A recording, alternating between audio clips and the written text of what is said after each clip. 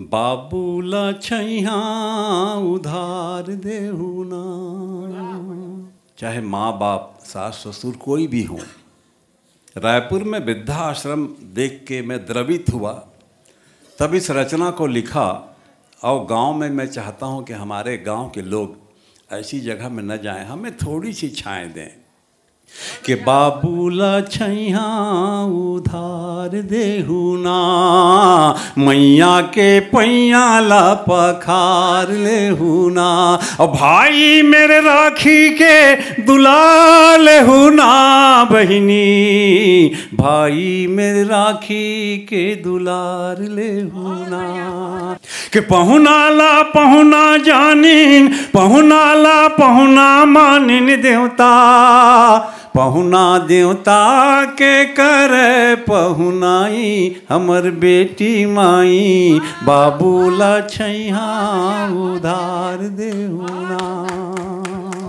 जब गांव में सगा आते ना तो एक लोटा पानी बरवट में मढ़ा के बेटी में टपा टप पाँव पड़ते, वो संस्कार हमारे छत्तीसगढ़ में। कि पहुना ला पहुना जानिन, पहुना ला पहुना मानिन देवता, पहुना देवता के करे पहुनाई हमर बेटी माई, बाबूला छैया उधार देहु ना, मैया के पैया ला पखार लेहु ना। और भाई मेरे राखी के दुलार लेहु ना।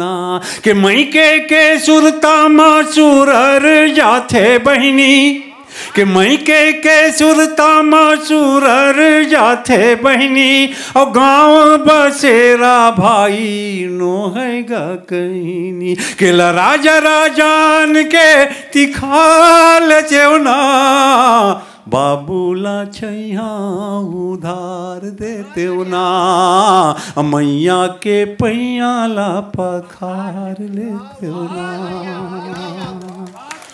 अब अपन अपन माला सुरता कराओ और एक गीत के पंक्ति के संग चलाओ।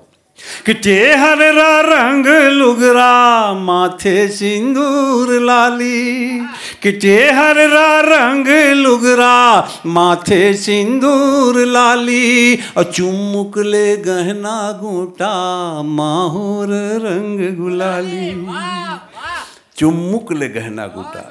अद्धी है ना 140 रुपये माथे में। तोर गांव में आते पूछे अद्धी का भाव है, 140 रुपया एक दिन में बर्बाद होते तो साल में कचका रुपया हमार घर से बर्बाद होते। ओतका रुपया ला सकेल के गहना ले डरो ना तो हमार बहिनी मन चुमुक ले गहना गुटा में सज गई।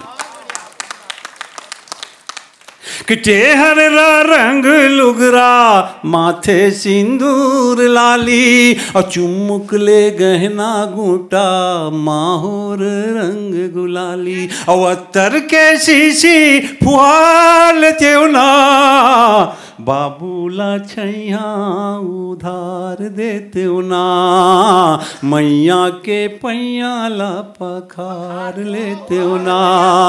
और भाई मेरे राखी के दुलार लेते ना। के पहुना ला पहुना जानिन, पहुना ला पहुना मानिन देवता, पहुना देवता के करे पहुनाई हमर बेटी माई, बाबूला छैया उधार देहुना, मैया के पैया ला पखार लेहुना।